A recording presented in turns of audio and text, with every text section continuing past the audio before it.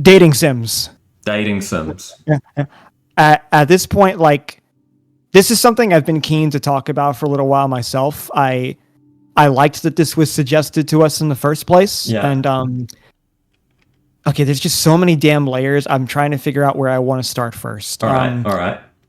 Now, you know what? I'll start with the first thing that's very palatable for both of us. Now, like, in terms of like just making games, right? Mm-hmm. Like, yeah, dating sims I feel are kind of on par with what you'd expect from like a point and click.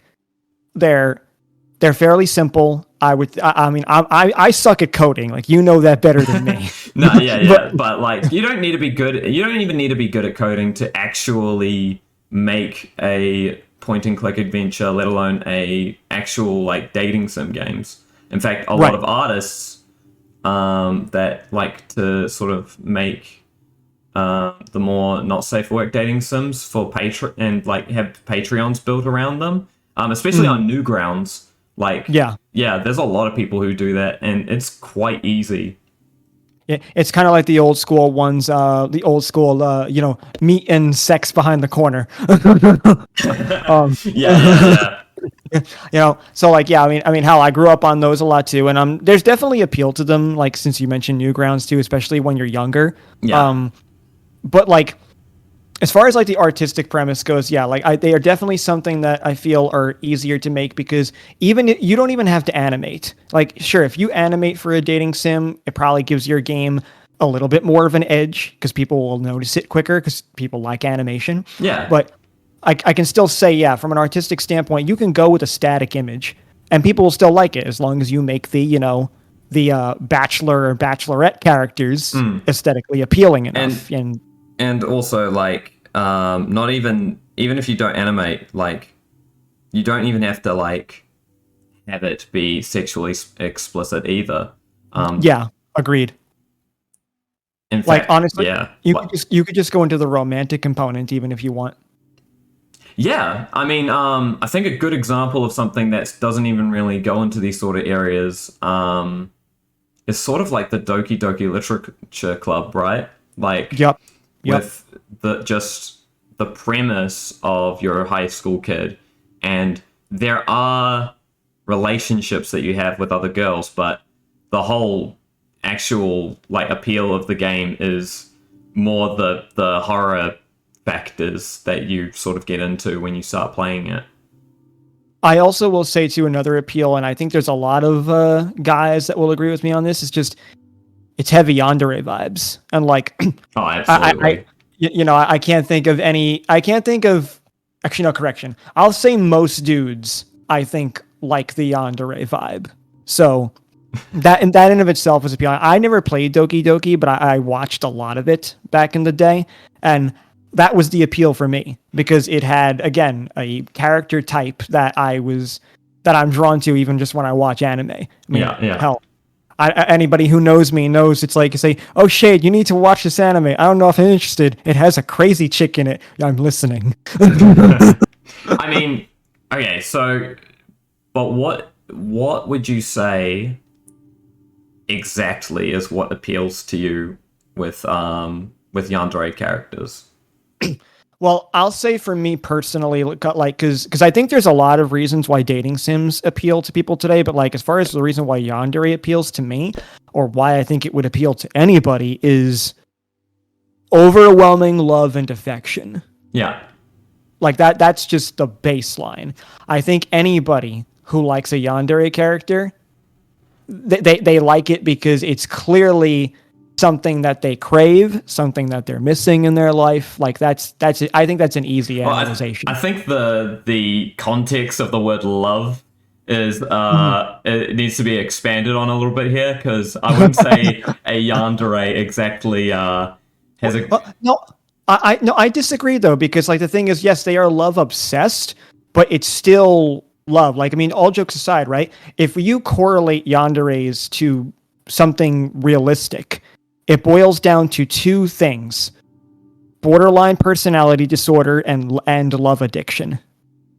And you don't necessarily have to have both of those to have like yandere components IRL, but there's definitely a lot of realistic examples of it. The only thing about yandere in anime that makes them exaggerated is more like the homicidal tendencies. Because like you can have all the qualities and tendencies of a yandere and still not be a murderer in real life. Like, yes. I think there's a lot of people who have those issues and have those problems where they either crave love, seek it out, and maybe even get a little too overly clingy and smothering with some people. But the amount of people who might actually have homicidal tendencies, that's a low percentage of human beings. Like, well, I mean, you know. At the same time, when it comes to like in real life, and this is sort of a little bit of a tangent, but when it comes to mimicking the Dere aspects of sort of the anime trope, I feel like the more appealing factors of yandere are definitely better than the ones that are present in tsundere. I like tsundere characters more than I do yandere characters, but I don't think that it translates as well in comparison, unless we're just talking about like people that are just like you know, not truthful about how much they care about you, or like they're very like opposed to telling you exactly how they feel about you. Well, you know, to contribute to your tangent, I had this discussion once with some other people, and yeah, like as far as like comparing these Dere tropes to real life people, yeah, what you described is very similar to tsundere, but another component I'll also use to describe IRL people with tsundere is it's like when someone, you know, think of it like, you know, like because like obviously they show tsundere is often hitting the guy, and you know it's like that hyperbolic, oh, I got punched across the fucking classroom type of shit. Now it's like hell. I mean, actually, now I remember with contextually as well. I think that's debatable. I don't think they do it as much anymore. I think there's some that do it for more comedy.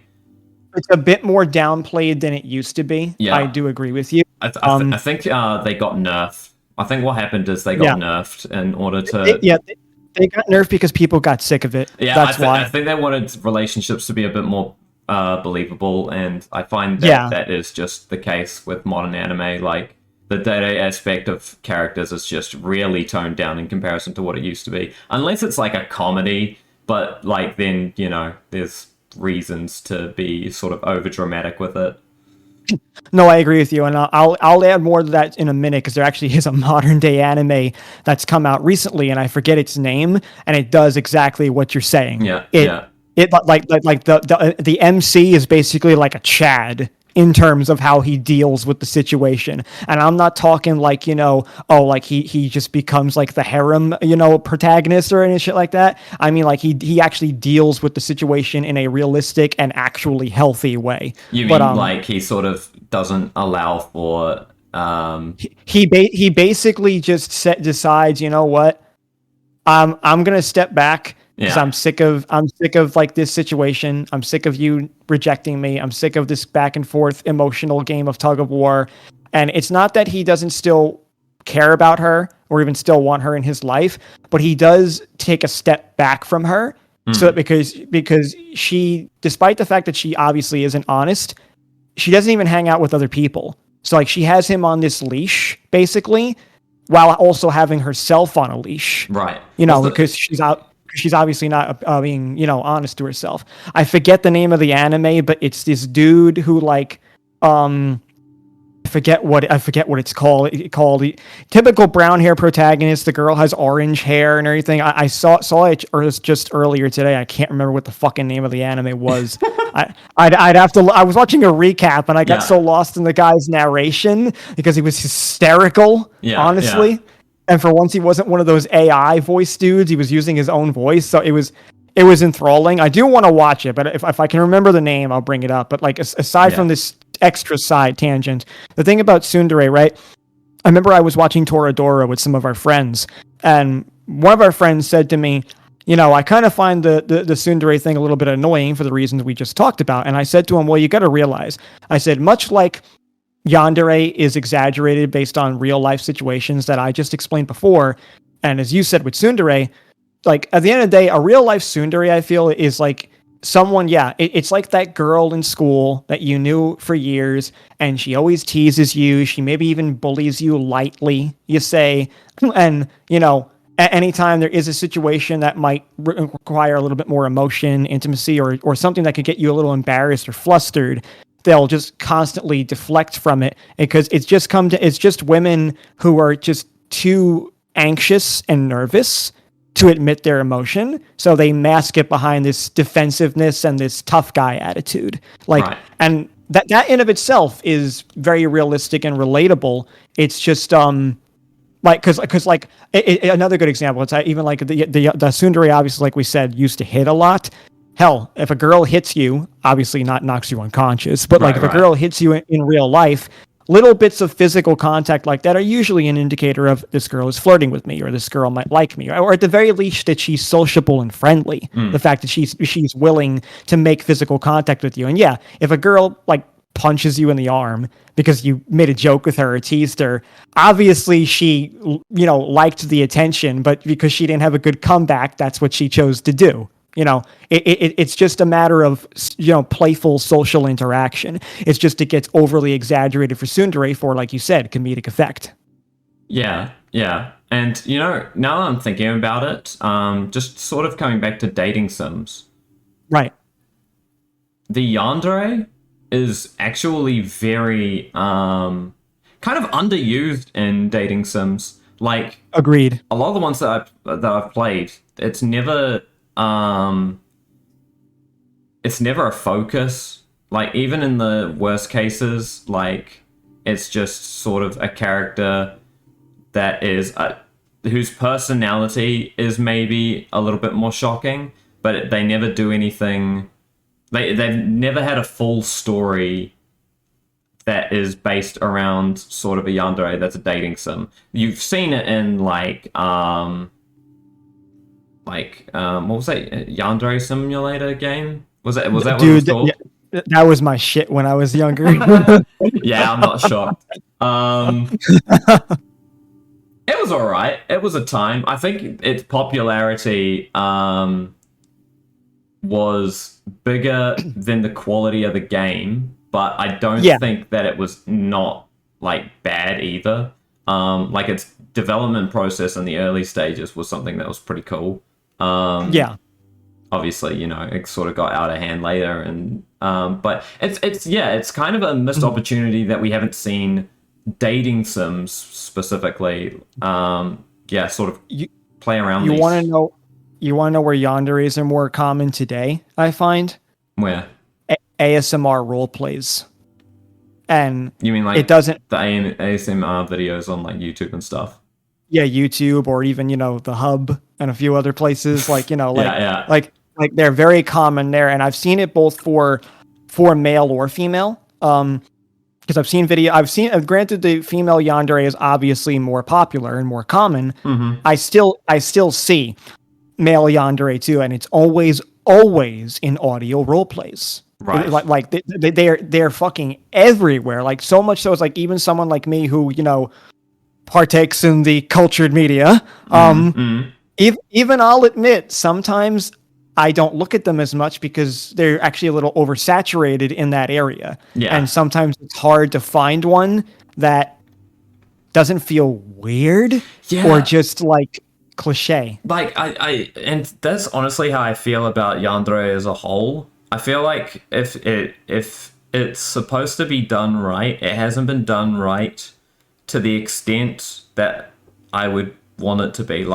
Okay, I'm gonna try and not say anything horrible about your favorite anime of all time, but careful what you say about the queen. But if I could change anything about Mirai Nikki, right, I would want more world building. I would want more world building. I don't know. I feel like it's hard to do that in that particular anime because the world is unchanged. All that happens is just that they're just, trying to kill each other. Yes. Because, like, it's still very much like present day Japan at the time it comes out. Like, there's nothing unusual about it. I mean, hell, they even have the old school cell phones. So, like, it's certainly a product of its time. Yeah. Yeah. But, like, I don't know if it's possible without, like, taking, like, a Steins Gate approach. And granted, it has a little bit of that. The premise would have to be changed a little bit. I think the world would benefit from it being a little bit more in on the actual happening of the tournament, because as it is, it feels like, and this connects back to the fact that the Yandere isn't very feels weaker. It's the fact that because the tournament is sort of secret in Mirai Nikki, and it's just between the people that know it or have their diary or whatever, the focus, the environments that are sort of everything's taking place, it all feels very very small, very, very, very boxed in. Even at the end, when like everything's sort of falling apart and the world's sort of disintegrating, it feels very like like we're supposed to care about the characters more, and that only works if the characters themselves have a lot of personality. And I would say that that might be the case for what's her name? Your favorite person, Yuno. But I don't think that is the case for the main character. Well, I'll be real. Like, I know Yuki is supposed to be the main character of that, but I disagree. I think I have said it before. Yuno Gasai fills every hole. She is the villain. She is the hero. She is the victim. She fits every category in that anime, and I think that also has to do with the fact that like it obviously is a small box, but it's running on the same premise that Steins Gate did. Now, Steins Gate has more world building and definitely focuses on a lot more of society, but it still also very much focuses on this little handful of characters, despite the fact that, like, you have like a World War III outbreak. That happens later on. So, like, Future Diary definitely is a more condensed version of that, but, like, I feel that's more okay given, like, the gravity in Future Diary is so personally localized of the threat and the issue. So I feel like that's why I'm okay with the fact, like if Steins Gate tried doing this, it would have been bad because there's too many implications of time travel and all the government organizations. But Future Diary revolves around essentially God playing, pawn games with a select group of people that he chooses. And if you think about it, that ties into a lot of religious beliefs. Like, think of different texts that will show God specifically speaking to certain people, right? Yeah. He's not talking to the whole world, but he was talking to some of those. And I think the show is playing on a lot of that thematic. That's why I feel it works for as far as the confines of it. I mean, as far as the Yandere stuff goes, like, I mean, I still find it hard to find a Yandere today, and even when I see top 10 videos today, Future Diary is always the number one recommended Yandere anime. It's like, there are other good ones out there, but they have not made one that encompasses so many different qualities that I feel is palatable to anybody. I mean, because, like, Yuno is the Yandere I would recommend to people who don't like Yanderes, because it opens the door to make other Yandere content seem more acceptable.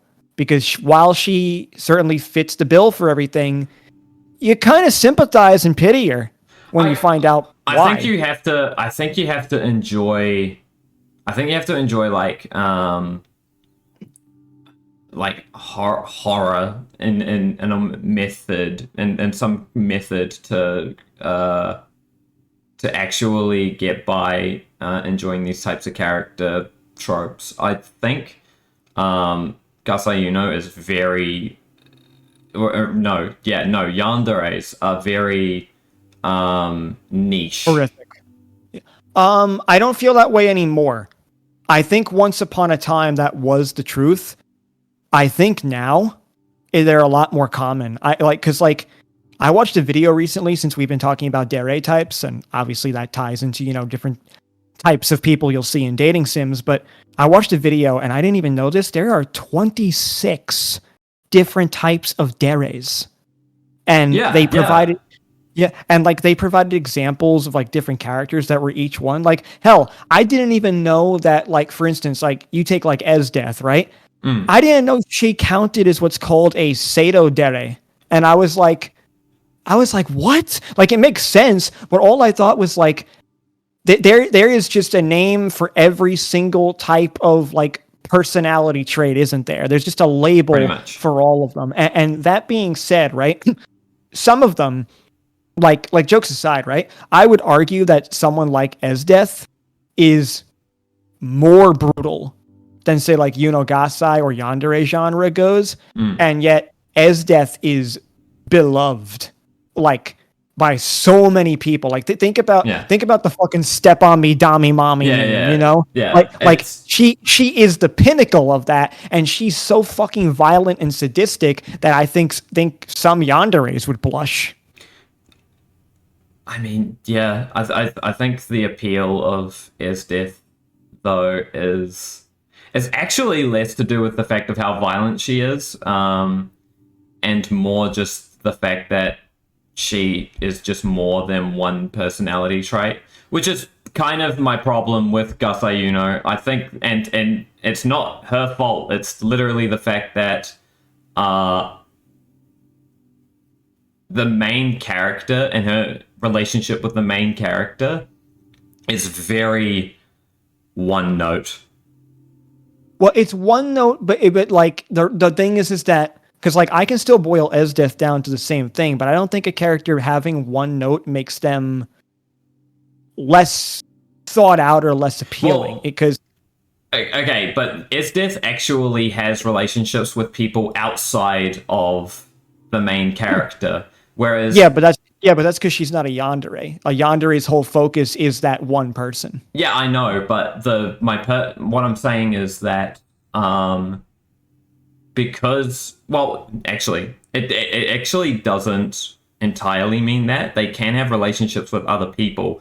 The point is they're obsessed with that person. If they have, like, for instance, like friends in other relationships, they will normally sacrifice those for their own love relationship, or they'll see them or they can even see them as threats to their own relationship.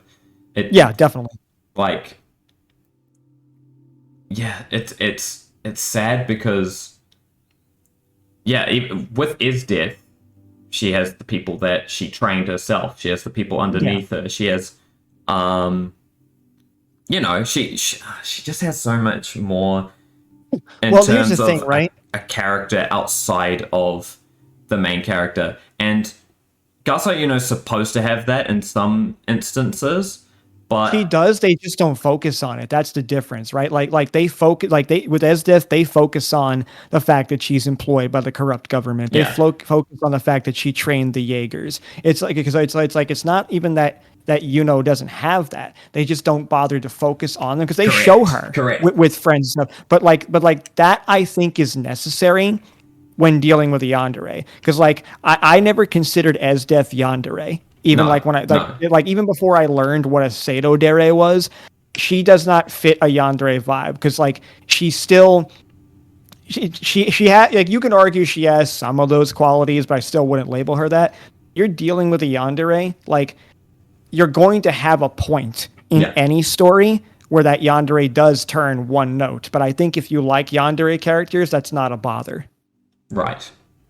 Because that's what it comes down to. But while I do agree, yes, they are a bit one note, but I also think they're a lot more popular now. And I think they're a lot more popular. This segues into another reason why I think people like dating sims now too, is because dating sims, I think, have started to become a bit of a supplement for people.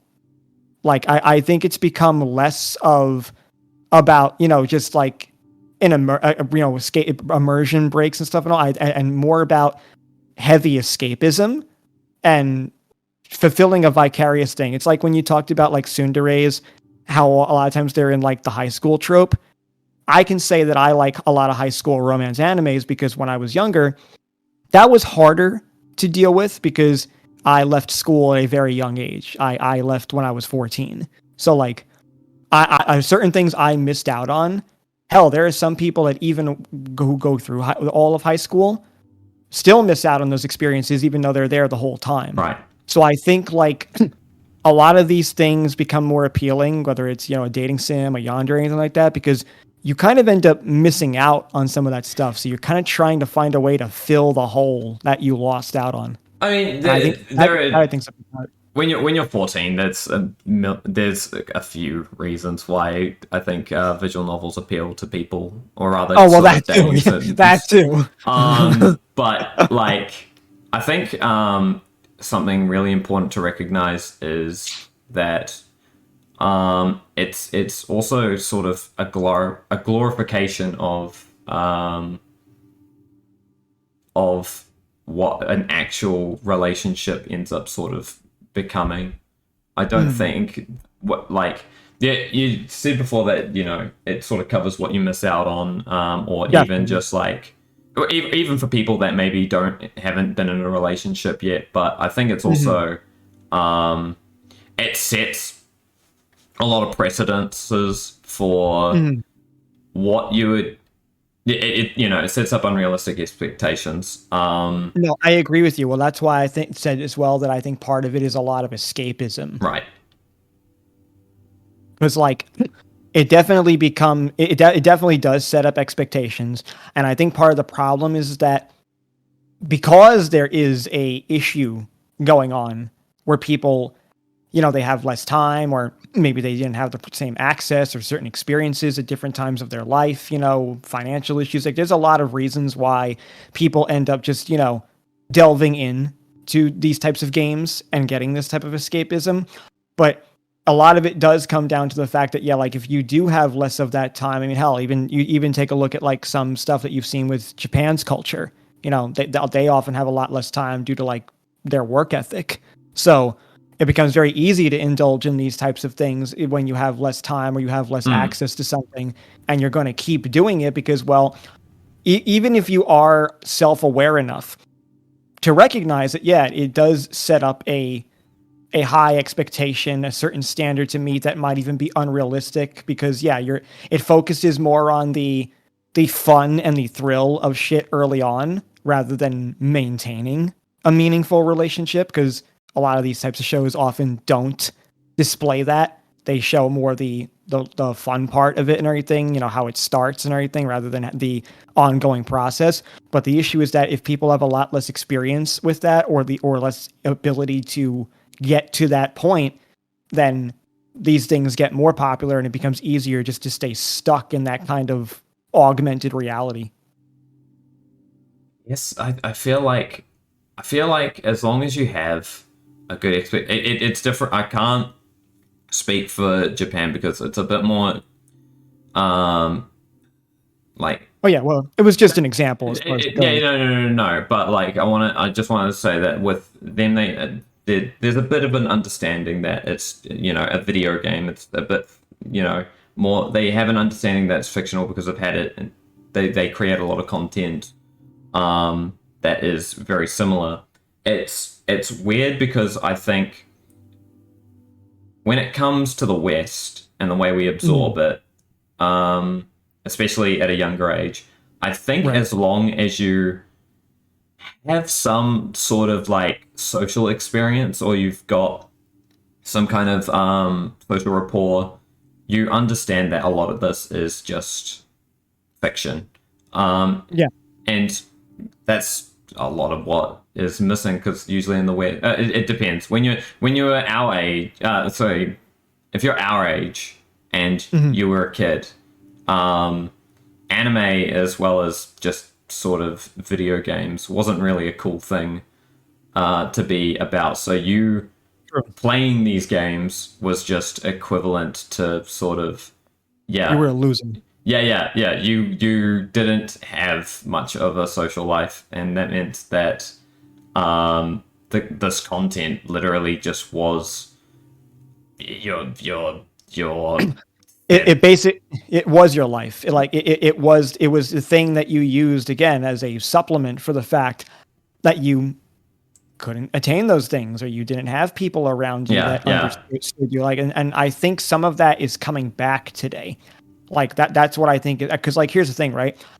It is more acceptable to openly say I am a nerd in society now. Yes, it definitely is in the West, but it still does have some of those same problems now, because the difference is that the ostracization has now been replaced by lack of communication. I'm not sure if dating sims are actually as popular in the West as they were for our generation. I think they are. Only because the ones that reach sort of popularity don't have the dating aspect as the main focus. You sort of look at games that you would more find on other people's Patreons, which is just sort of indie games that are sort of well known, but they're not as they're not actually hugely prevalent. And those are sort of the popular ones that have a focus on actually relationships or sexual relationships with other characters. And then the other ones are just sort of in Japan, it's still a huge market, and it's always going to be a huge market. But here it's you have to be really integrated into Japanese media to sort of really find a taste for these sort of games, especially visual novels. Visual novels, I agree, but I don't think as much dating sims, because as long as you have a PC and you have Steam, if you're someone who actively is on Steam playing games on your PC and shit like that, at some point you're gonna come across you're probably gonna come across even an H game. Yeah, but what was the last dating sim that you remember coming out on Steam? Well, for me, I can say I don't use that as a form of escapism. I know a lot of people, a lot of people who do. So it's really hard to find something. What's the last popular one though that you remember coming out? Because the last one that I remember is Honey Pop. Yeah, exactly. Yeah. But hell, you mentioned Doki Doki Literature Club, and that's only just a few years old too. But it's easy for people like us who don't actively play them to only think of the really popular ones. But when I go on Steam and I see some of the recommendations that I've gotten in different categories, and mind you, I'm not even looking for these games. Yeah. But I'll still get a lot of those recommendations. You say, and sometimes I'll even find them mixed in the weirdest of areas. I have found things mixed in with platformers when I've looked up for stuff, and I'm just what? And it ends up being a weird hybrid dating sim then too. I mean, obviously there are definitely things done. There's a platform dating sim? Yeah, I've seen things that are actually meant to, change it up, I think, to make it more interesting and fun. Hang on. I better clarify. This is a dating sim, yeah? Not like a... Yeah. No. I've seen H games. Not one of those dungeon H games where whenever you lose, your main character, ends up. No. I have a game like that. I've seen one of those games, but I'm just making sure that we're talking about the right type of game. No, we are. My point is that I think it's because here's the thing, right? If you're looking to make these games more appealing, you have to add extra components, because dating sims in general can get a little boring, even if you are using them as a coping mechanism, but like it's not to say that people aren't still going to want to play them, but after a while people will get tired of the same formula. No matter how much you're using as a coping mechanism, you're still going to want something to shake it up. Even if we're talking about at a smaller aspect, look at RPGs today. Look at Dragon Age. Look at Mass Effect. Not obviously, their relationship aspects come more from the sort of JRPG, building relationships with our characters, sort of the thing that Fire Emblem does. But yeah, we can see the things that they've sort of brought over, the inspirations of actually having meaningful relationships in those type of games. And like even sort of before those games, there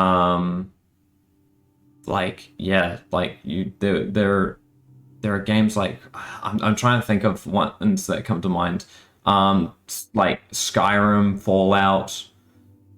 You've got a few situations where having a relationship in a game is sort of an aspect of the game and very much prevalent.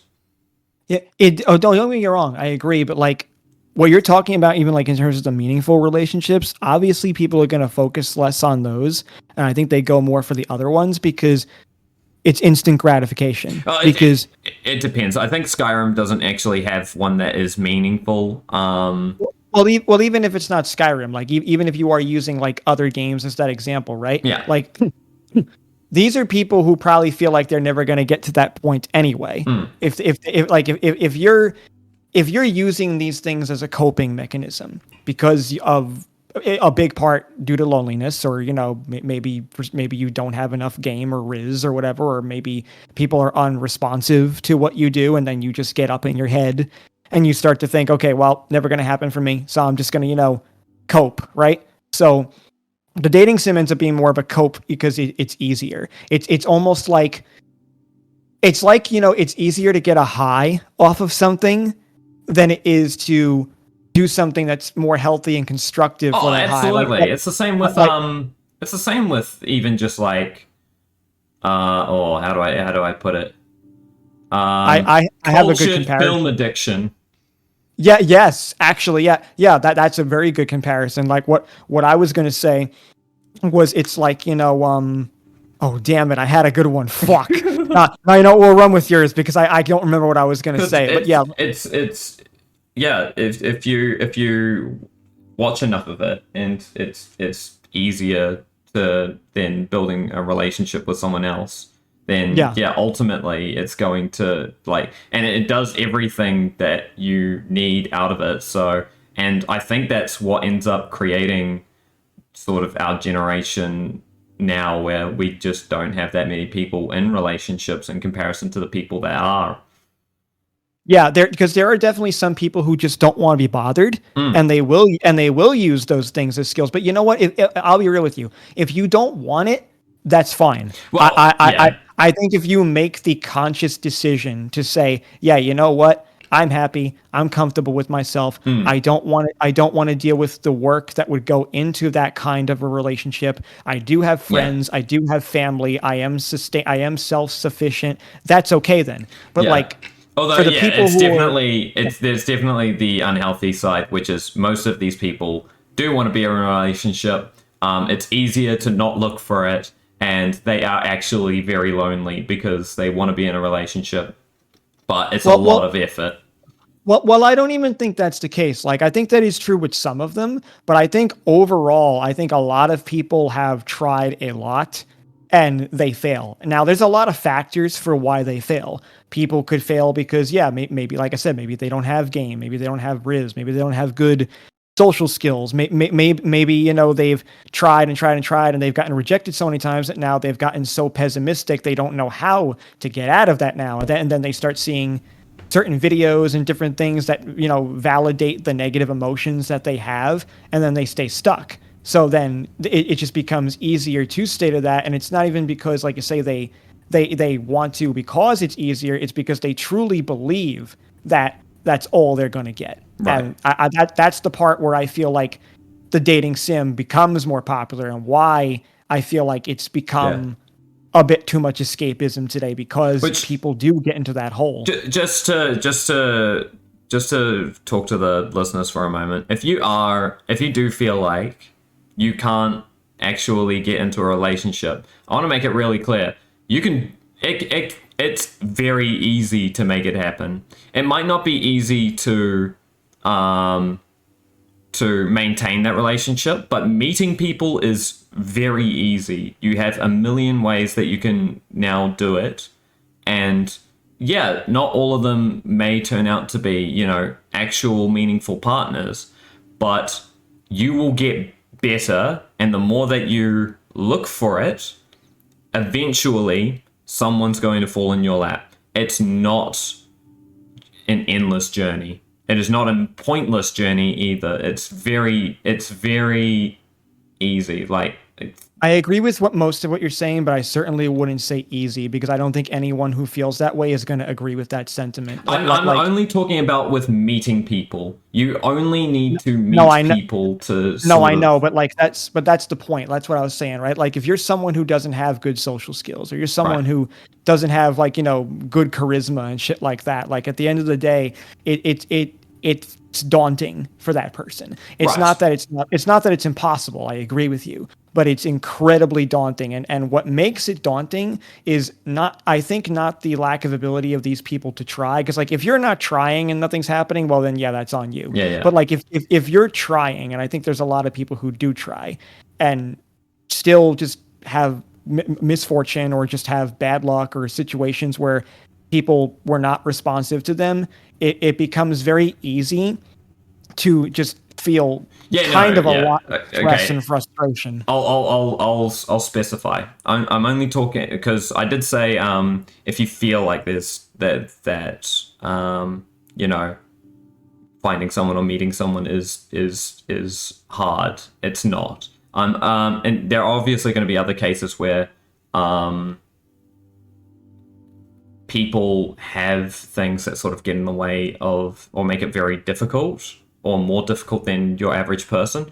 But if your main concern is more just what you think mentally is going to happen or will happen or not, it's not about you're not even putting yourself out there, or there are if there are actual things in the way of being able to meet other people, that's a very different concern than if you aren't actually doing it. If you can do it and you're not, you have to understand that it's very easy to do so. If you can't, or you don't have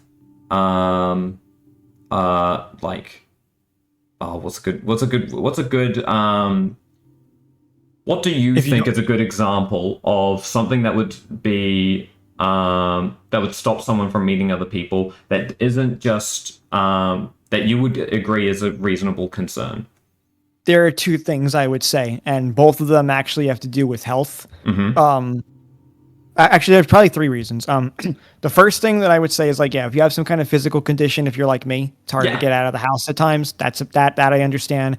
If you're someone who has a bad time, like with social anxiety, that can plague you whether you're online or in person, I'd recommend therapy for that. And then the last thing that I'd say that can be difficult, if you live in an area where you live in, let's say you live in tumbleweed, land, it's just stretches of land, and there's not a lot of people in close proximity, and it's harder to drive out to a location. That becomes a financial issue, you could say. Yeah. Those are probably the three most legitimate issues I can think of, that it's that's hard to get around. It may not be appealing to your circumstance just because of I'm just gonna put it like this.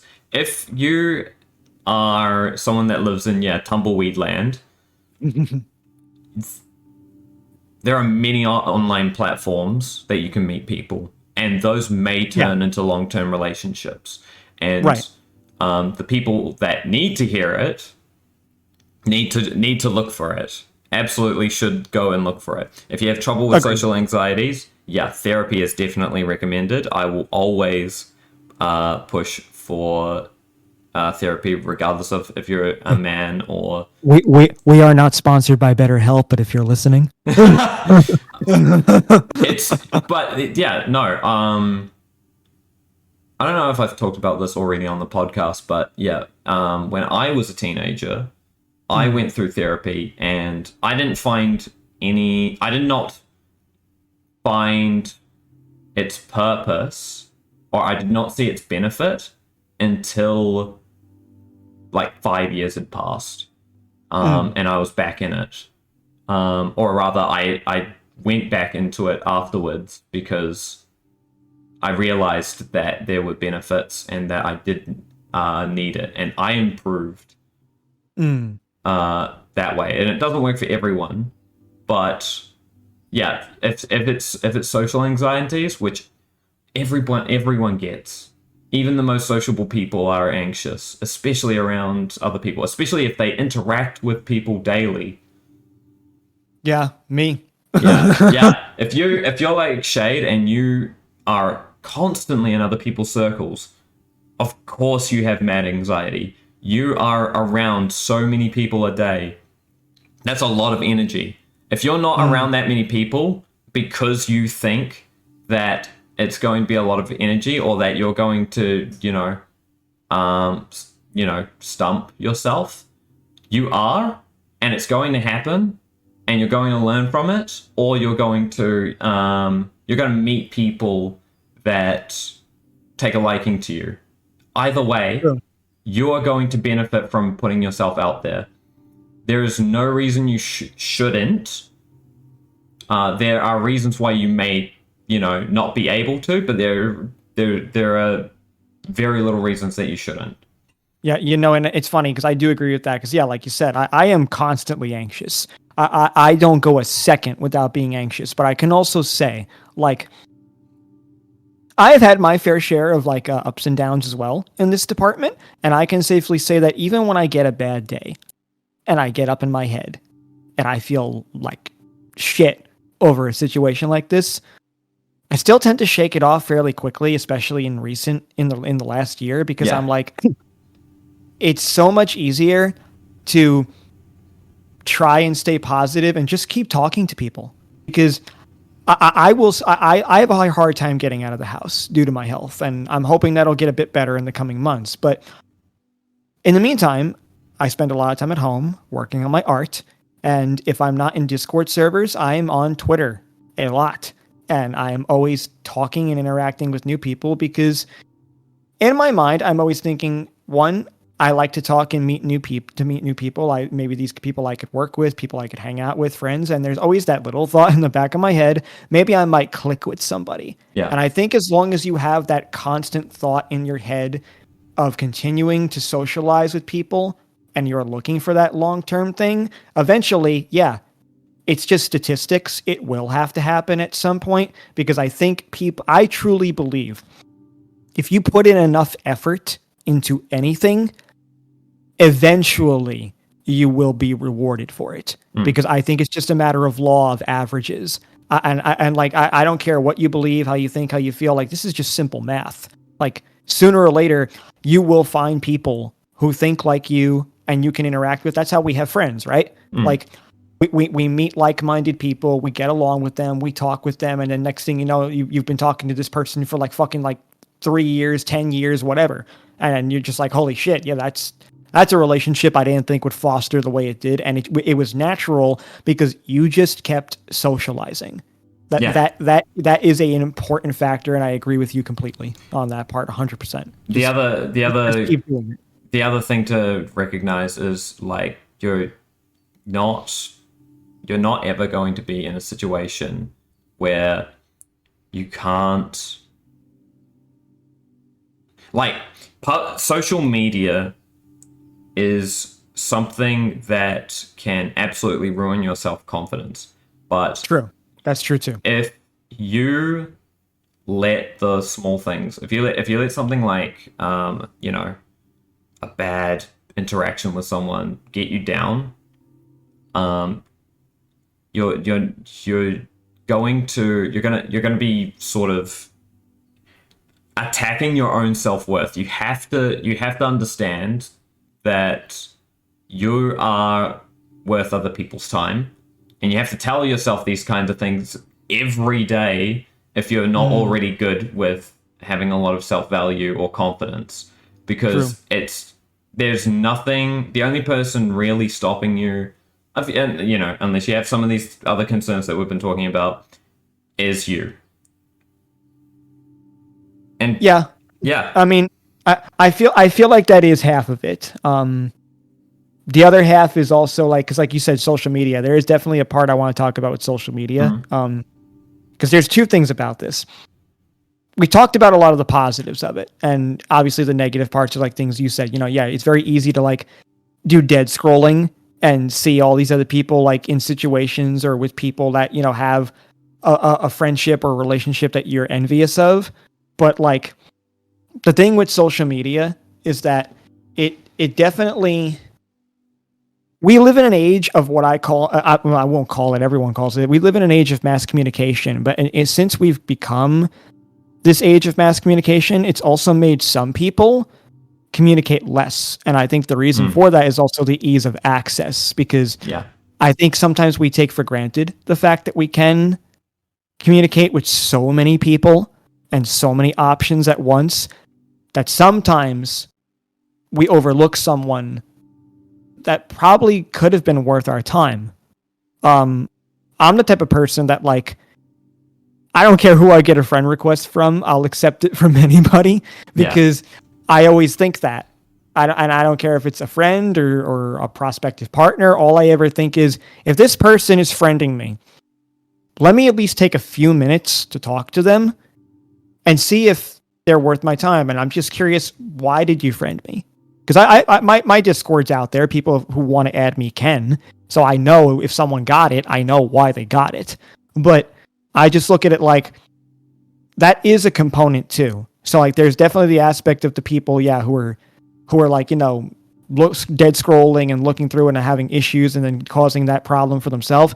But then there's also some people that aren't giving time to others, and they should consider it a bit more. Because you know what? If you give someone like 20 minutes of your time, that's only 20 minutes of your time. That is enough time to talk to somebody and determine, do I want to have another conversation with this person later on? I think most of us can assess that. If our first conversation, it's like when you go on a date, right? You'll sit down, you'll talk with them, you'll get to know them. Usually by the time the date's done, you can tell if you want to bother with a second date. But I think it's worth it for more people to start doing that with each other. Just giving a little bit of time and getting to know that person in a small pocket space. The other thing is, that's good to recognize is, let's sort of look at the negative aspect. Like, maybe you didn't have a great first impression of whoever. Right. If you sort of, or let's actually talk about the situation where someone doesn't have a very good first impression of you. There are ways that you can go about recovering that. Yes. If you feel like you didn't make a good impression with someone, and you're sort of anxious, or you're letting your anxiety sort of get the best of you in that situation, the best thing that you can do is be honest with that person. Just flat out let them know, I agree. This is another point I agree with you on too. I'm agreeing with you a lot on this one, surprisingly. but I mean, that's another good point. Like, I always say being honest and direct is the best thing you can do. And if you just fucking say to them like, hey, I'm not too confident that I made a good impression on you the first time. I'd like to, just address a couple of things real quick and, say, hey, could we start over? Or even make a quick apology and be like, hey, I apologize if I came off this way. That wasn't my intention. I'm usually a pretty chill guy. Like whatever you would say about yourself, I do agree with that. Actually, that's a very good thing to address with people. Because if you think if you go in the mindset that, you know, you there's nothing that you can do wrong, or even that, you know, their reaction to you is something that upsets you. You have to really understand whether or not it's worth, because you have to understand whether or not it's worth ruining a possible relationship. Maybe, you know, maybe some guy thinks that you're an asshole and you just there's nothing you can really do because they're too, their mindset is too negatively focused on the aspects that you need to improve. If that is the case, then yeah, maybe you there's very little you can do to sort of repair that. But guess what? Even in that situation, if you go about like sort of reestablishing your connection with that person that way, you're still the better person in that situation. Because if they just say they don't like you, and they're in like absolute dickhead, you still look like the better person in that scenario, especially in a public forum. Like, other people will just have respect for you because you, even though you didn't have a great impression of this guy, you still, you know, tried to like resolve it. And it's weird because when I think about it, some of the coolest people in school that weren't like, you know, complete assholes did have this quality to them where they didn't really care about what you said or did to them. They were just, and these were often the guys that were, you know, the some of the chillest guys that you could recognize at school. They weren't bullies, but they were also not bullied by any of the school bullies. They were just sort of like what other people recognize as chill people. There's those three pockets in school. There's the kids who are bullied, the kids who are the bullies, and then the kids that happen to, you know, scotch by because they were considered cool enough to not be either one. Yeah. I remember so many people. Like, there's an example that I'll use. I won't use their real name, but we'll go with because I ain't no snitch. Yes. We'll call him Ricky. Ricky was awesome. Ricky was like the guy you wanted to be in school. All the girls would talk to him. All the guys would think he was, you know, just pretty cool. And he was the chap. Yeah. And he wasn't like athletic. He didn't have any like real like discernible talents. Like, he drew, but he wasn't a really good drawer. Sorry, hang on a minute. We'll be back after this commercial break. Yeah, I'm gonna have to stop the cat from meowing. Honestly, you could probably say he was a bit of a class clown, but he wasn't like one of those people that was always getting attention. He just always, he was just chill in the sense that, yeah, he had no problems with anyone. He was very personable. He had amazing social skills. And sure, you might, like, your average person might not, you know, have this kind of I understand social rapport. But the takeaway is that he definitely didn't pull that out of his ass, and he's not like, he may be genuine, but he probably, like, you know, learned how to Well, be. here's the thing. That's the thing, right? Yeah, I agree. Like even if he did pull it out of it as is, even if you are someone who that is natural for, it's definitely not like it's not an unlearnable trait that a person can possess. Like people can definitely, I agree with you, like learn how to be that good with other people, and they Yeah, don't have to have like any yeah, other exceptional skills. Like you don't have to be the athlete. You don't have to be the amazing artist. You don't have to be the funny guy. Yeah, you just have to be able to communicate well and well be kind of positive, be confident. You know, like if you are comfortable, like you know, again, it kind of goes down to self-love.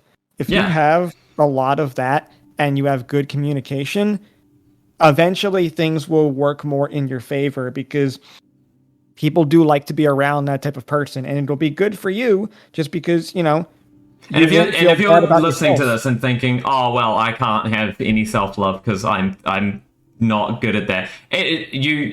Like yeah, no. If you're not practicing it at all, then yeah, of course you're not going to love yourself. Yeah, You have to build confidence. You don't just wish for it and then it comes. no, yeah, It's the same with going out there. You have to put yourself out there. You have to put yourself in a position which is going to make you, you know, vulnerable. And it may not be the best, but as long as as long as you're not taking it personally, as long as you're not taking it personally, putting yourself out there does way more for you in the long run than it will just thinking about what would likely happen. I will say this too. You will take it personally sometimes, but the thing is when and if you do, take a day or two. Hmm. You know, I call it a couple of pity days, something I was always taught.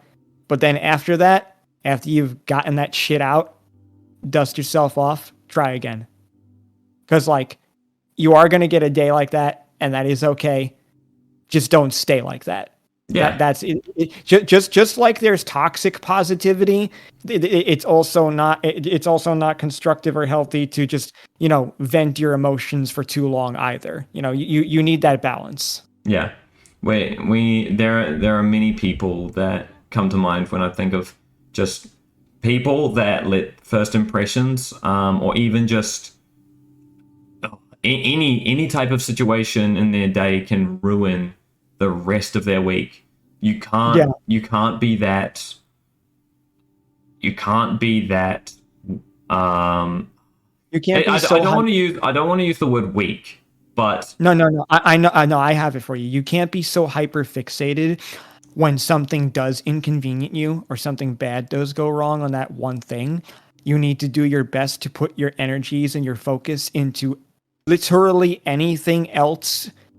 That way, you're not yeah. dwelling on that. The, It's not that you don't need to fix that situation or deal with it. But if that is your main thought all day long, that's a problem. the the the best way to handle this, there's a trick. There's a trick. There's a few tricks that you can learn in therapy, but one that I really think works is you say to yourself, what is the worst thing that can happen to you?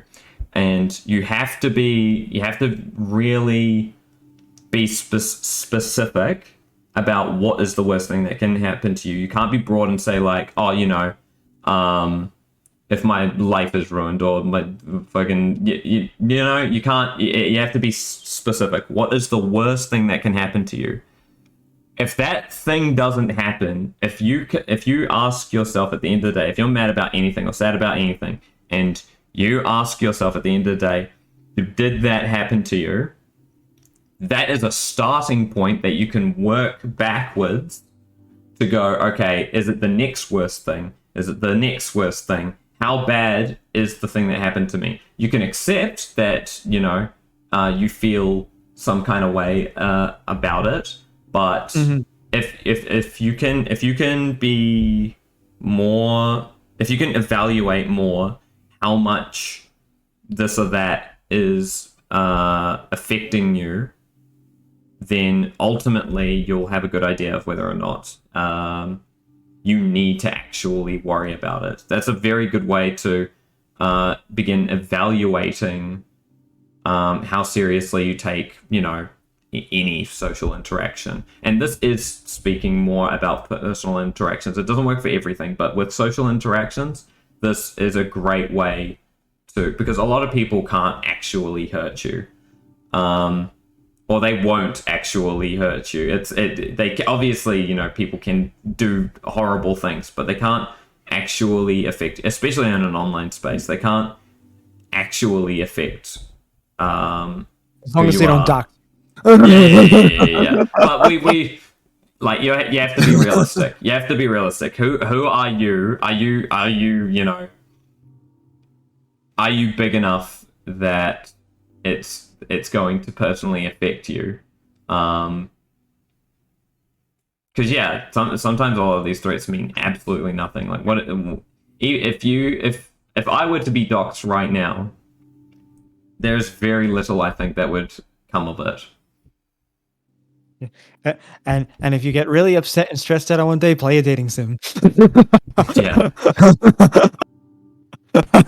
Oh man. All right. So we better wrap this up because of things that are happening as far as construction. That's fine. I mean, no, yeah. I mean, well, hey, like, how long have we gone at this point? I would say we've gone within the reasonable amount of time. We've covered 2 subjects, which is usually about the what we cover, anyways. Mm-hmm. So yeah, I think that will be us on relationships. But yeah, I think that will be us for today. Thank you for listening as always, and yeah, if you want to see more, we do actually have some really cool things lined up in the works. Definitely. I actually have a few other like more manga and anime ones to talk about. I enjoyed this conversation today. Yeah, agreed. All right, well, that's going to be us. Thank you very much. Don't forget to check out our Patreon. Subscribe if you liked this episode, and yeah, we'll catch you guys later. Good call, motherfuckers.